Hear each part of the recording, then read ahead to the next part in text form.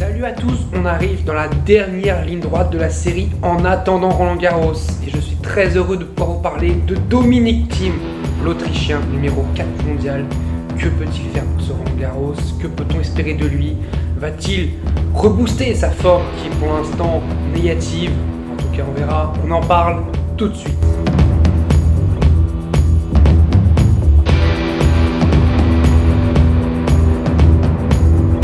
Salut à tous, je suis très heureux de vous retrouver pour une nouvelle vidéo. Aujourd'hui on va parler de l'Autrichien, un joueur que j'adore, un joueur que j'admire, Dominic Thiem, l'Autrichien numéro 4 mondial. Dominic Thiem, que peut-on espérer de lui pour Roland Garros?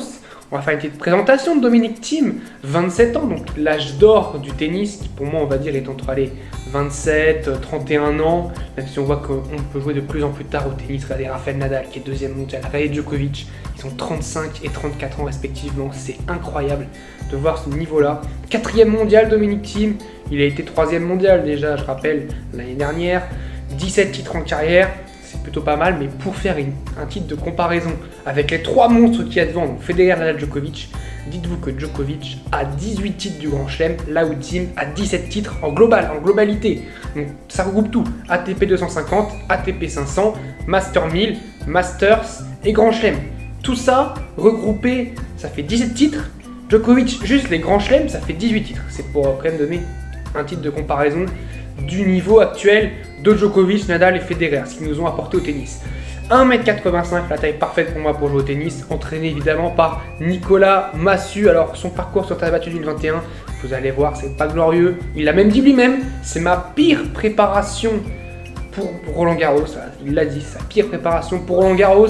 Alors pourtant il avait commencé à Madrid, donc il a commencé à Madrid parce qu'il fallait qu'il se remette en forme, il n'était pas prêt pour Monte Carlo, pas prêt pour Barcelone. Alors Madrid, il va en demi-finale. Mais il faut, en voyant le verre à moitié plein, on se dit qu'il va en demi-finale pour son retour, c'est plutôt pas mal. Mais si on voit le verre à moitié vide, on peut se dire qu'il bat Marcos Giron, ce qui franchement sur terre est une banalité, je trouve. Alex de Minaur sur terre, c'est largement pas sa meilleure surface. John Isner, alors, il était en pleine forme, donc faut le battre. Pour moi, c'est vraiment son adversaire le plus dur qu'il a joué, c'est John Isner. Et puis Zverev, on voit contre Zverev, dès qu'il par contre il y a de l'adversité, dès que c'est un joueur qui était vraiment en forme, Là, ça a coincé, hein, 6-3, 6-4 pour Zverev, on l'a vu. Derrière à Rome, moi, c'est pour ça que je trouve qu'à Rome, c'était un peu mieux.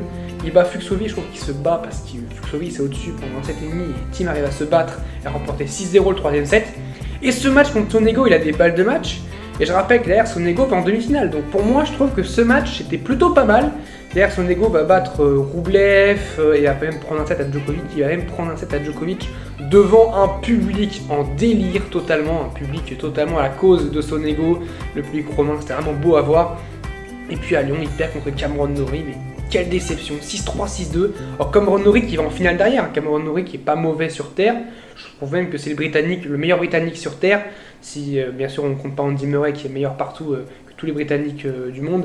Mais c'est reste une défaite inquiétante pour Dominic Thiem. Alors, j'ai envie de dire un truc positif. Rappelez-vous, à Cincinnati en 2020, il prend 6-2, 6-1 par Krajinovic.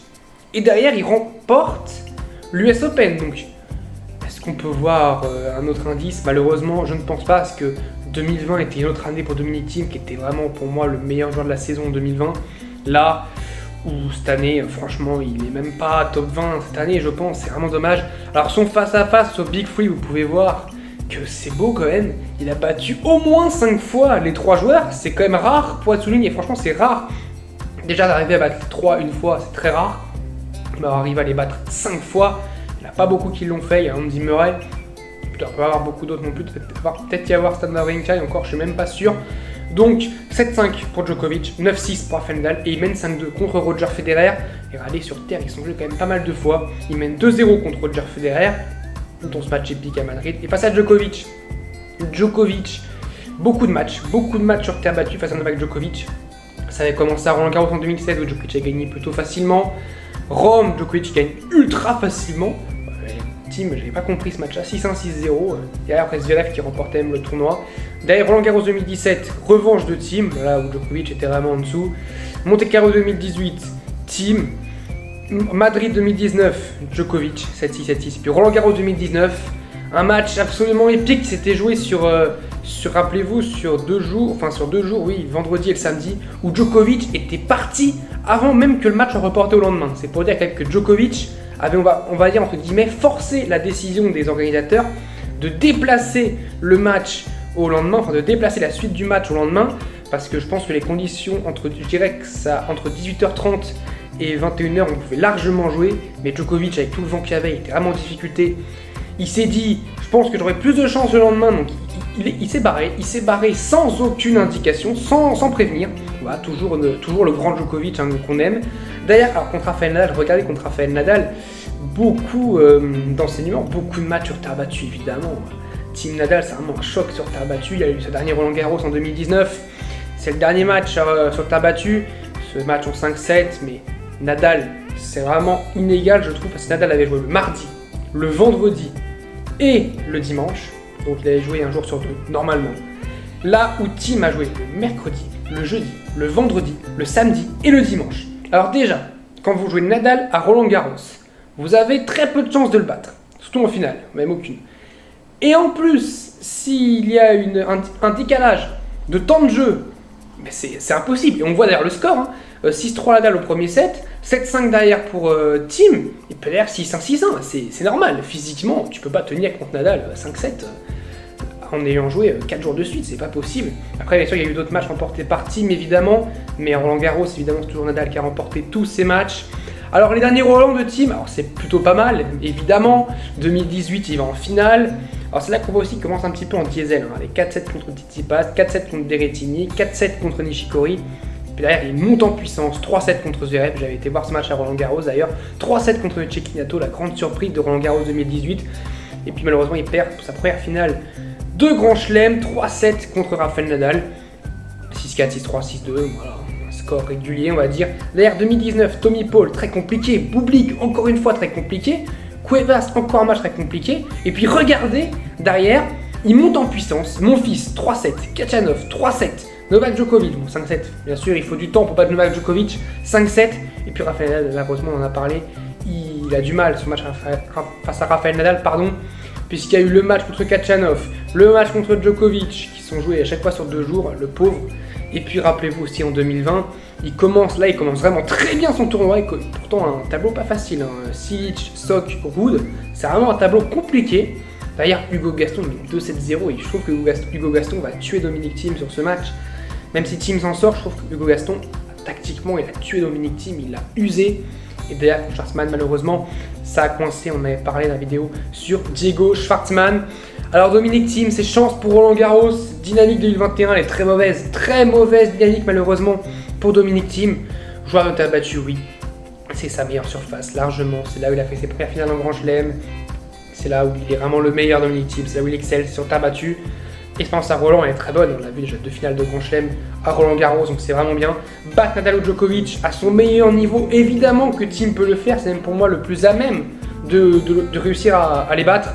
Mais là, malheureusement, vu son niveau actuel, ça va vraiment être compliqué. Je pense que ce qui peut le sauver, c'est qu'il y ait une semaine de décalage avec Roland Garros qui aurait dû se dérouler cette semaine-là, mais qui a été décalé d'une semaine. Je pense que c'est peut-être ce qui peut le sauver, Dominic Thiem. C'est ce décalage d'une semaine, ça peut peut-être le sauver physiquement pour revenir un petit peu en forme.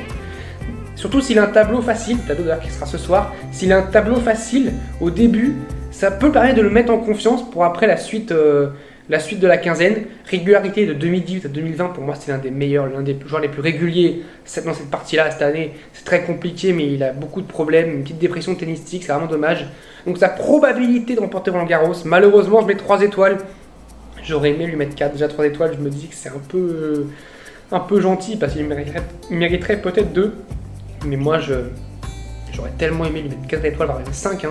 Je pense que le team, si on avait le même team qu'en 2020, je pense qu'il aurait mérité les 4 étoiles, voire même les 5 étoiles team. Mais là malheureusement, il n'est pas au niveau, donc on ne peut pas lui mettre ses 5 étoiles ou ses 4 étoiles. Rendez-vous demain en tout cas pour la suite dans l'attendant Roland Garros et regardez de qui on va parler, du numéro 1 mondial, Novak Djokovic, le finaliste en titre de Roland Garros. Alors c'est pas vraiment un titre honorifique, mais finaliste en titre, c'est la vérité, qui perd contre Rafael Nadal. En tout cas, on parlera de Novak Djokovic. Alors, je passerai bien sûr Daniil Medvedev. Il n'y a rien à dire sur lui. S'il gagne un match à Roland Garros, déjà, ce serait déjà très très bien pour lui. On parlera évidemment après de Rafael Nadal, je le garde pour la fin. Mais demain, on passe au numéro 1 mondial. Le joueur qui a été le numéro 1 le plus longtemps dans l'histoire du tennis. Je vous remercie de votre soutien. Je vous dis salut à tous avec Djokovic. Portez-vous bien.